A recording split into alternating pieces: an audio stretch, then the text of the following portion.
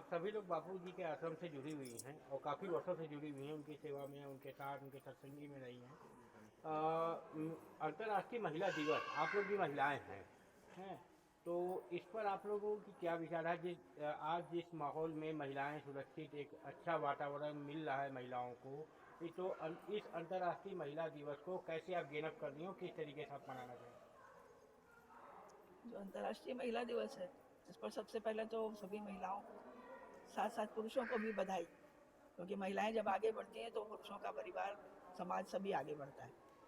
तो सभी को बधाई के साथ, लेकिन जो पीड़ा का विषय है वो ये है कि हम लोगों के धार्मिक अधिकारों का घोर हनन किया जा रहा है। और ये किस तरह से हो रहा है कि मान लीजिए आप किसी भगवान को मानते हैं या किसी गुरु को मानते हैं, तो उन पर अगर कोई झूठ मूठ भी आरोप लगा देता तो फौरन मीडिया टूट पड़ता है।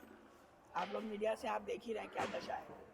यहाँ तक कि इंडियन मीडिया की कितनी बदनामी इसलिए हो चुकी है कि बिना तथ्यों की जांच पड़ताल किए फौरन गिरफ्तारी, फौरन मीडिया पर बवाल चालू हो जाता और नई नई कहानियाँ। इसका एक कारण हमें ये भी लगता है कि मीडिया में कुछ नौसिखिए भी आ गए। आप लोग नहीं, आप तो सब सीजन्ड हैं, लेकिन जैसा हम देखते हैं यूट्यूब वगैरह पर या रील बनाने वाले, ऐसे बहुत सारे पत्रकार कुकुर मुत्ते की तरह पैदा हो गए। कैसे हम कह रहे हैं बिना सबूत के नहीं। अच्छा, आप भी एक महिला हैं। जी, अगर आरोप और प्रत्यारोप की बात करें तो बापूजी पर जिस तरीके के आरोप लगाए, एक महिला के द्वारा ही लगाए गए, तो क्या वो आरोप संगीन थे? और उस संगीन आरोप क्या वो निराधार हैं? एक महिला होने के नाते महिला हित में इस चीज़ का जवाब दीजिएगा। हम सीधे सीधे हम जी देखिए, हम धर्म और धर्म या बापूजी या किसी और की बात नहीं कर रहा जी हूँ। मैं पूछ रहा हूँ, एक महिला होने के नाते जिस तरीके से उसने एक महिला अधिकार का उपयोग किया, और ये आज 12 साल से बापूजी जो है कि इस यातना को जेल के परिसर में ये एक महिला के कारण ही भुगत रहे हैं। आप भी एक महिला हो, तो एक महिला के स्तर से इसका आप जवाब दीजिए कि क्या ये महिला पराधीनता या महिला स्वाधीनता के तहत जो अधिकार दिए गए हैं, क्या अनुकूल है या प्रतिकूल है?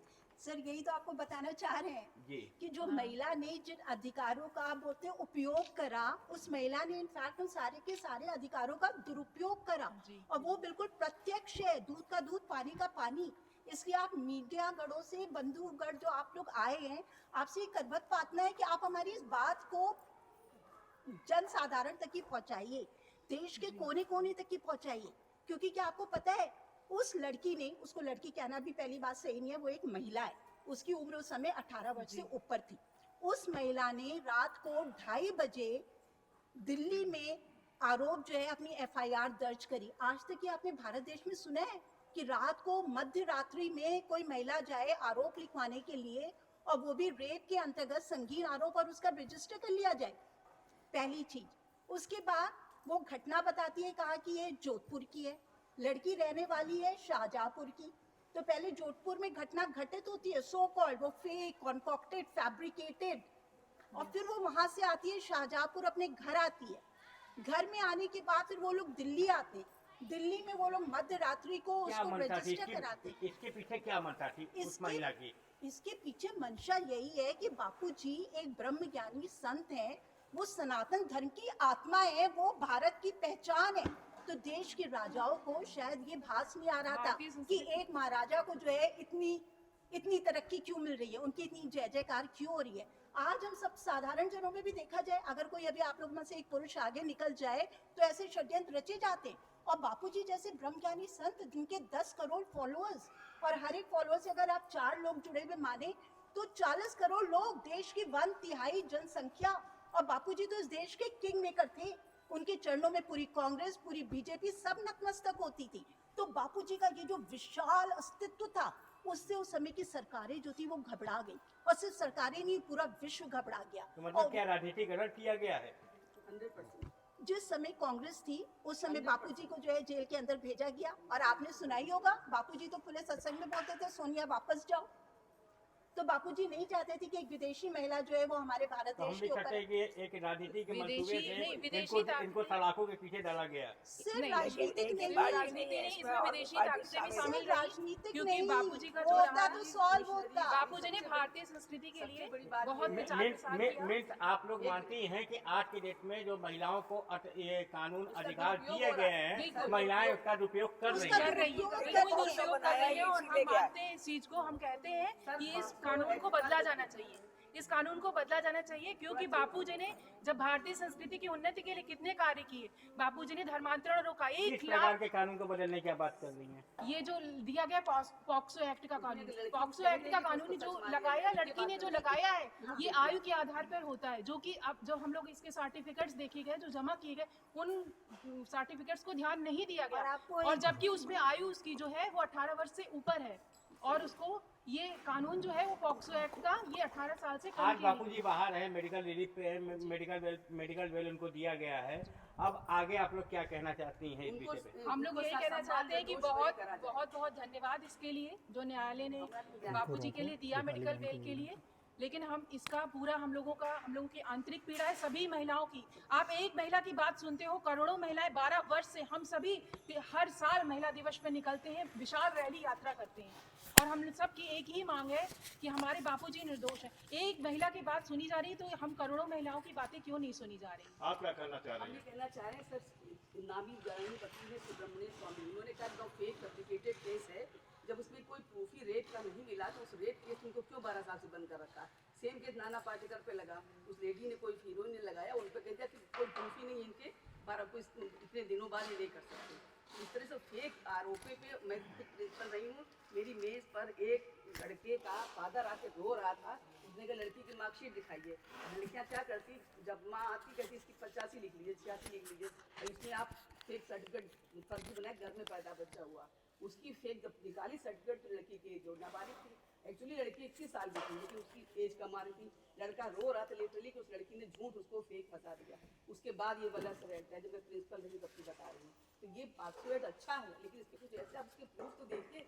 इतने लोग चिल्ला के कह रहे हैं कि रेप नहीं हुआ, कोई हैमिंग का ब्रेकेज नहीं हुआ, कोई रेप नहीं हुआ, कुछ नहीं, तो कोई बाप अगर पीठ पे हाथ रखते तो क्या उसका 81 बलात्कार ही होता है? तो आप लोग मानते हैं पॉक्सो एक्ट का दुरुपयोग हुआ है? पॉक्सो एक्ट का गठन ही करा दिया है पूज्य बापूजी को फंसाने के और लिए। मिशनरी जो है नवंबर 2000 धर्मांतरण को बापूजी जो हिंदुओं को कन्वर्ट हिंदुओं को कन्वर्ट कर क्रिश्चियनिटी में, उसको भी इन्होंने बापूजी दोबारा रीकन्वर्ट किया हिंदुओं में। उस कन्वर्जन पीछे सारी मिशनरी खड़बड़ा रही ऊपर तक की। जैसे अभी आपने औरंगजेब को उदाहरण देखा, जरा सुन कह दिया औरंगजेब आतताई नहीं था, जबकि इतिहास भरा पड़ा कि सारे तेग बहादुर सबको सर काट कर लड़ा शिकों का भेजा उन्होंने। उसके बाद तुम उसकी कैसे तुम्हारे मुंह से उसकी तारीफ निकलती है? यही हाल इनका। अभी आप लोगों ने कहा विदेशी ताकतों ने षड्यंत्र रचा है बापूजी को फंसाने में। 100%। कौन हो सकता है विदेशी देखिए, ताकतों में? इसमें विदेशी ताकतों में सबसे पहले तो वेटिकन सिटी, वहाँ से ही सारा होता है, धर्मांतरण के लिए फंडिंग आती है।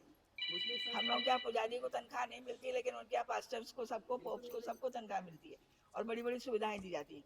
धर्मांतरण के लिए विशेष पैकेजेस होते हैं अरबों में। यहाँ पे हम देख रहे हैं कितने बड़े बड़े चर्च खड़े हो गए जब से गुरुदेव गए हैं। 12 साल में आपने नोटिस किया होगा, हमारे शहर में नहीं, बहुत जगह। अच्छा, एक बड़ी चीज कहना चाह रहे हैं कि पॉक्सो का दुरुपयोग कैसे हो रहा है ये देख लीजिए आप।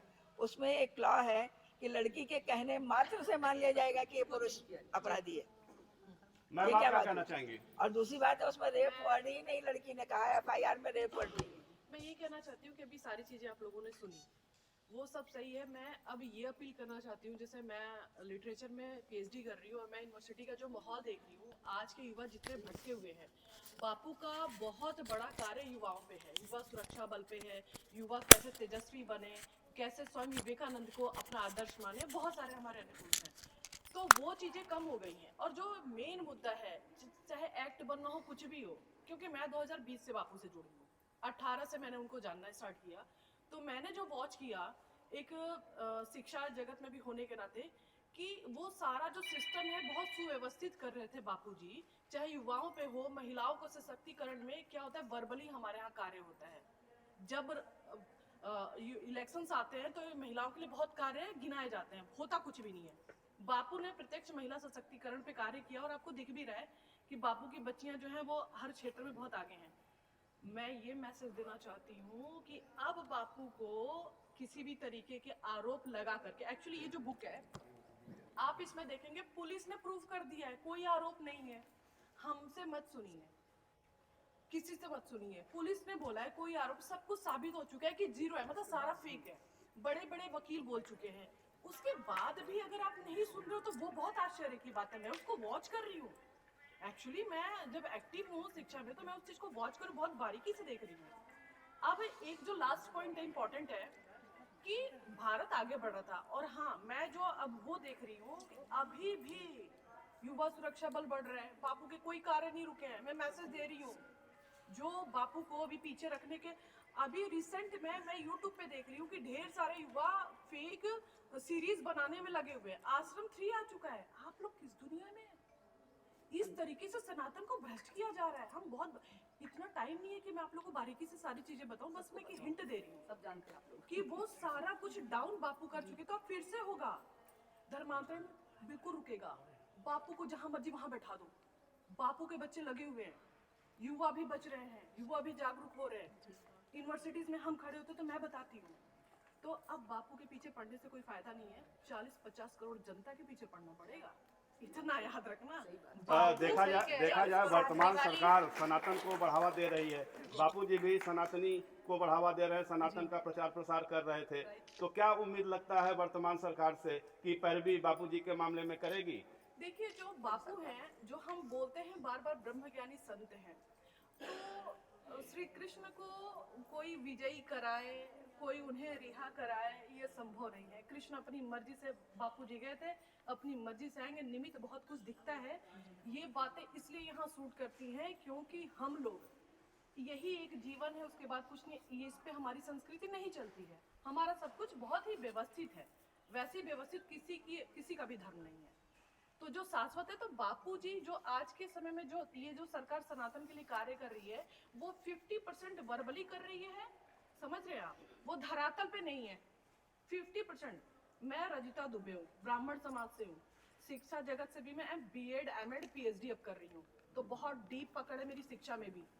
तो जो कार्य हो रहे हैं वो सरकार द्वारा, हम अंधभक्त नहीं है, सपोर्टर तो बीजेपी के ही हैं, लेकिन आंखों पे पट्टी नहीं बांधी है।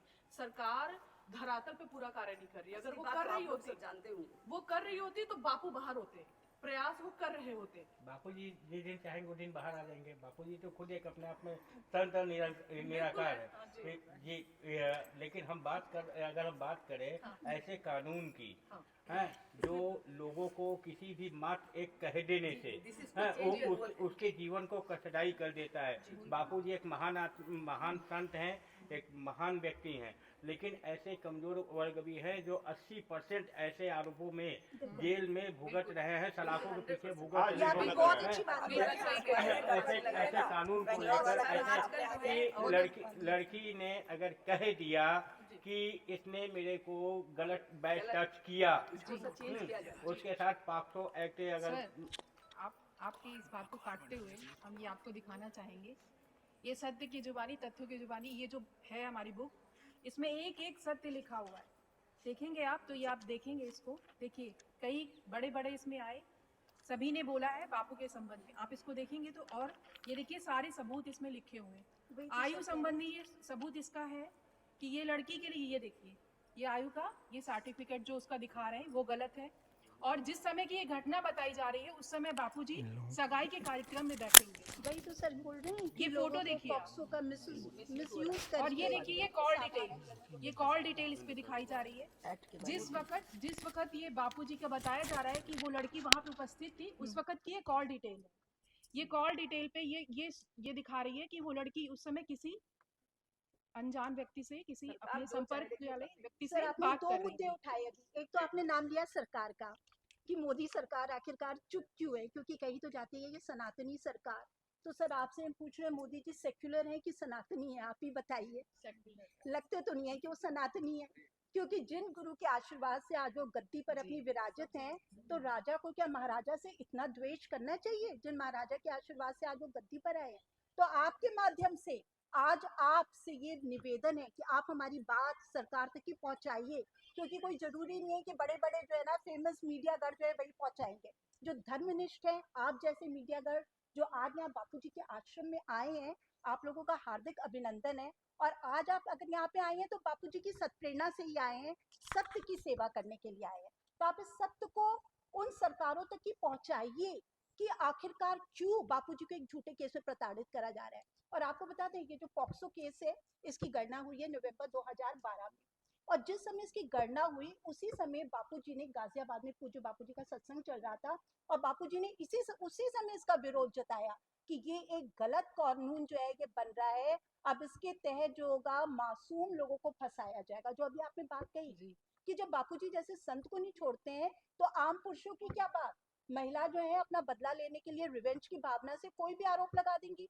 और फिर आपको पता है 2013 में जब बापूजी अंदर गए उसी समय इस कानून में एक संशोधन लाया गया। और क्या संशोधन लाया गया कि मेडिकल रिपोर्ट की कोई जरूरत नहीं है, सिर्फ जो वो महिला कह देगी वो सही है। वो महिला 17, चलिए हम तो उसको महिला बोल रहे हैं, 18 वर्ष के ऊपर, मान लो वो 16-17 वर्ष की भी थी, तो आज के इस मीडिया के युग में 16-17 वर्ष की कोई लड़की कोई मासूम होती है कि वो पूरा खेल दुनिया का देख करके आई होती है? तो क्या वो कोई सत्या है, सावित्री है, गंगा है, कौन है जिसके कहने पे, जिसकी सिर्फ एक बाइट देने पर ब्रह्मनिष्ठ संत को 12 साल से प्रताड़ित करा जा रहा है और उनकी करोड़ों शिष्यों की आवाज जो है वो नहीं सुनी जा रही है। फिलहाल एक तो पॉक्सो कानून, और दूसरा सर बस ये क्लास पॉइंट कि दूसरा जब 2018 में बापूजी का ये निर्णय आया उस समय फिर से पॉक्सो कानून में जो है अमेंडमेंट लाया गया, और यहाँ तक कि टीवी पे आपने वो सुनी होगी, उस समय इसमें डेथ पेनाल्टी की मांग करी जा रही थी, क्योंकि वो चाहते हैं कि बापूजी को सदा के लिए जो है निपटा दिया जाए। और फिर डेथ पेनाल्टी ना ला करके इसमें prosecution penalty up to the last breath. अब आप बताइए एक वयोवृद्ध संत को 80 वर्ष की उम्र तक की आप बापूजी को जेल के अंदर क्यों रखना चाहते हो? क्या वो बाहर आएंगे तो क्या कोई समाज में फिर से अपराधीकरण बढ़ेगा? ऐसे ब्रह्मनिष्ठ संत, तो कैसे इस देश की सरकार, कैसे मोदी जी ने अपनी आंखों पे ये पर्दा डाल रखा है और क्यों उपेक्षा कर रखी है पूज्य बापूजी जैसे संत की? मिसाल का कहना है कि मोदी जी तानाशाह है।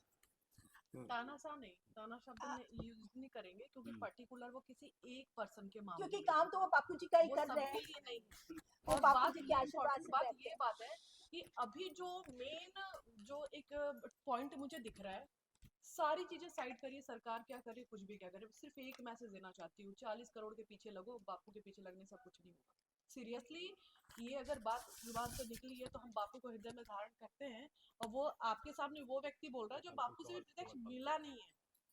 तो आप अब ये मैसेज उनके लिए है और उस पब्लिक के लिए भी जो आंखों पे पट्टी बांधी हुई है, जो सच सुनना नहीं चाहती। फिलहाल अंतर्राष्ट्रीय महिला दिवस पे बात हो रही है, महिला सशक्तिकरण की बात हो रही है, 1 मिनट से। और आज देखा जा रहा है जैसे बापूजी के मामले में एक महिला मोहरा बनी, इस तरह तमाम महिलाएं मोहरा बनती हैं। इस विषय पर क्या आज के दिन संदेश देना चाहती हैं? आज के दिन संदेश यही देना चाहते हैं कि जो महिलाएं हैं जो आरोप लगा भी रही हैं, वो एक बार ये सोचे कि उस आरोप को लगाने के बाद उनका बहुत ज्यादा घोर पतन होता है।